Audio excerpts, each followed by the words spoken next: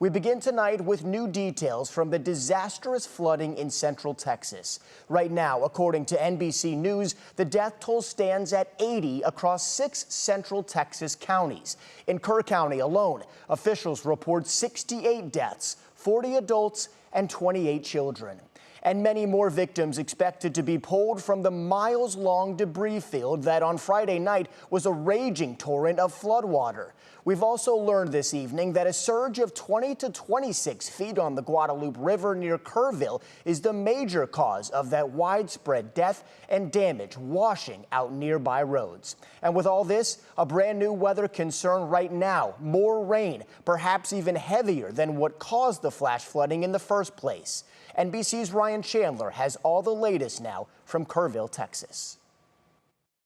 Well, tragically, every update that we get with new information here just reveals more heartbreak and more loss.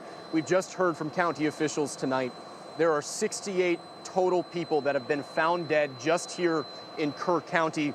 28 of them are children. We believe many of those are young girls from Camp Mystic, that summer camp that was devastated Friday morning. I'll tell you, we understood the immensity of this challenge here in Kerr County when we were in the air with the United States Coast Guard. They have come in to assist state and local efforts from the air to scan miles and miles of this river and the surrounding area with thermal and infrared technology to try and spot any signs of life. It's a crucial tool and a critical vantage point for this search. We went up with them to learn a bit about how they are assisting these efforts, but after that flight, they told me no, they did not find any signs of life in about an hour and a half that we were in the air. So families, some of them, still here hoping for the best, but increasingly I fearing the worst.